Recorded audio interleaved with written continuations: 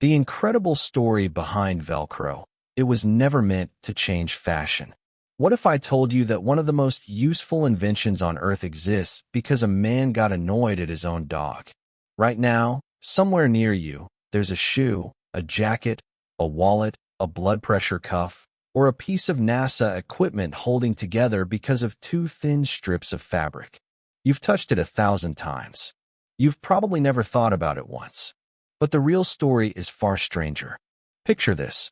Every single day, in hospitals, spacecraft, sneakers, and diaper bags, millions of tiny plastic hooks grab onto millions of tiny fabric loops. It's silent. It's invisible. It's completely unremarkable. And yet, without it, entire industries would look different. Astronauts might not have made it to the moon the way they did. Toddlers everywhere would still be crying over shoelaces. So how did something this simple become something this essential? Why did it take over the world so quietly? And why did nobody, not even its own inventor, believe in it at first? To understand that, we have to go back. Back before Velcro was a household name. Back before it had a name at all. The year is 1941. The place is the Swiss Alps, all jagged peaks and cold, clean air. A man named George de Mestral is walking through the countryside with his dog, the way he had 100 times before. George wasn't a scientist by trade. He was an electrical engineer with a restless, curious mind, the kind of person who couldn't look at an ordinary object without wondering how it worked. When he got home from that walk, he noticed something annoying.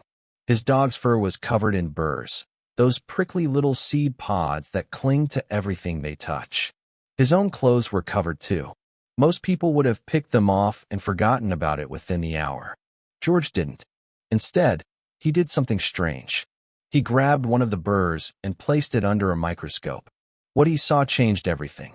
Under the lens, the burr wasn't just a sticky little seed.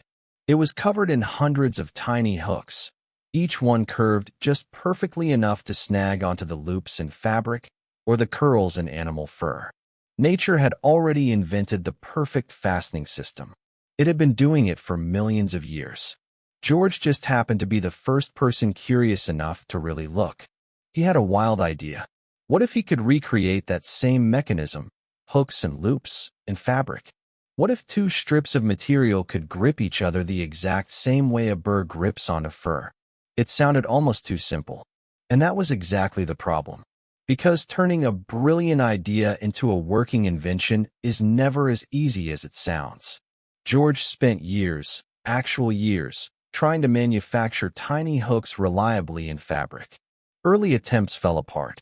Machines weren't built for this kind of precision. Weavers he approached thought the whole idea was ridiculous. Money ran short. Doubt crept in. Friends and colleagues questioned why he was wasting his time recreating something as unglamorous as a weed. For a while, it seemed like the burr under the microscope would remain nothing more than a curious observation, a dead end. Then came the breakthrough, and it wasn't glamorous either. The turning point came when George discovered a specific material that could finally hold its shape the way he needed: nylon. When exposed to infrared light during weaving, nylon threads could be shaped into tiny, durable hooks strong enough to survive being fastened and unfastened thousands of times. It wasn't an accident exactly. It wasn't pure genius either. It was stubborn persistence meeting the right material at the right time. By the early 1950s, George finally had something that worked. Two strips of fabric, one covered in stiff little hooks, one covered in soft loops. Press them together, and they gripped like nothing else on the market. Pull them apart, and they released with a satisfying rip. He combined the French words for velvet, velour, and hook, crochet, and Velcro was born. You'd think the world would have embraced it instantly. It didn't. When Velcro launched commercially in the 1950s, almost nobody cared. Fashion designers dismissed it as cheap and unglamorous. Shoe companies saw it as a strange novelty. The general public simply didn't understand why they'd give up buttons, zippers, and laces for something that made an odd, tearing sound. For years, Velcro sat on the sidelines. A clever solution nobody asked for. It could have died there, forgotten in a drawer of failed 20th century inventions. Then, in the 1960s, everything changed. NASA was designing suits for astronauts heading into an environment humans had never survived in before. Every second mattered. Every movement had to be precise, and gloved hands the size of oven mitts weren't exactly built for delicate zippers or tiny buttons. Velcro solved the problem instantly. Strong, lightweight, fast to fasten, reliable in zero gravity. Suddenly, this unglamorous fabric strip was holding equipment together on the way to the moon.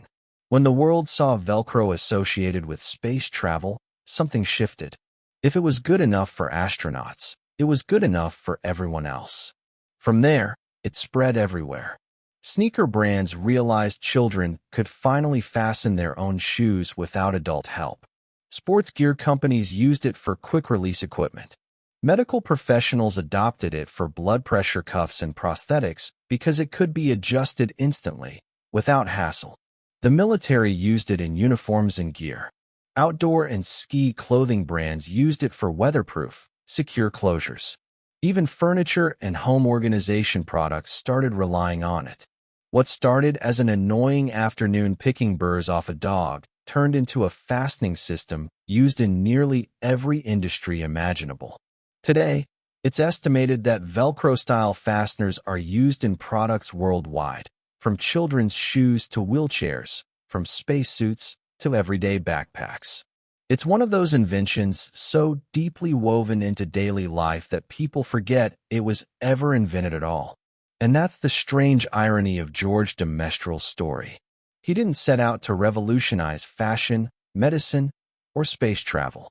He simply refused to ignore something small and irritating that most people would have brushed off in seconds. The next time you hear that unmistakable ripping sound of a strap pulling apart, or watch a toddler fasten their own shoes for the first time, remember what's really behind it. It wasn't just an invention. It was one man's curiosity about a weed stuck to his dog's fur. It was years of failed prototypes and doubtful colleagues. It was a breakthrough that had nothing to do with luck and everything to do with refusing to look away from something ordinary. And it was nature, quietly holding the answer for millions of years, just waiting for someone curious enough to finally notice.